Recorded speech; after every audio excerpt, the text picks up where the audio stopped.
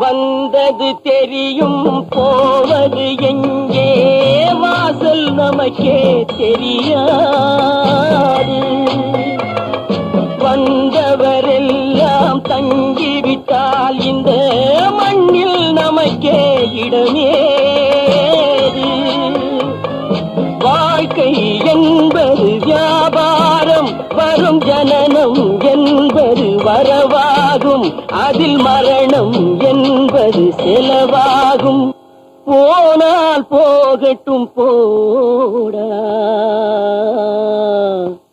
போனால் போகட்டும் போடா. இந்த பூமியில் நிலையாய் வாழ்ந்தவர் யாரடா, போனால் போகட்டும் போடா.